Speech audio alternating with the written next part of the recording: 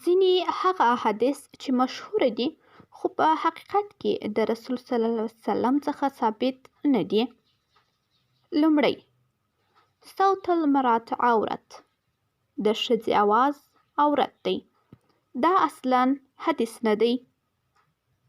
دویم، طاعة المرأة ندامت، د ښځې په قول کول پښیماني لري. دا حدیث ضعیف دی. امام الشوکاني یې موضوع ګڼي. دریم، شاورهن و خلفهن، د ښځو سره مشوره وکړئ خو په قول یې مه کوئ.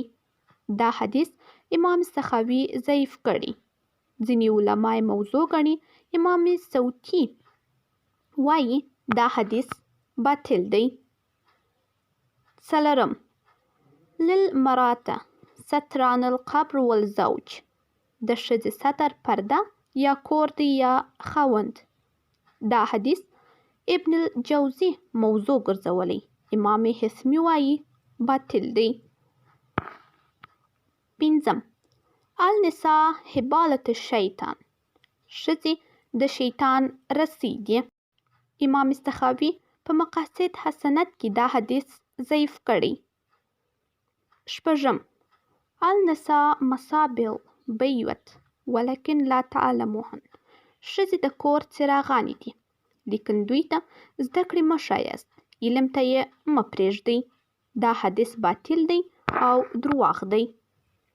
اووم، عقلهن فی فروجهن، د ښځو عقلونه د دوی په شرمګاه کې دي.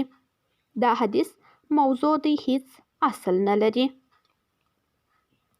وګورئ څومره دروغ د احادیثو په نوم پر پیغمبر علیه السلام تړل شوي.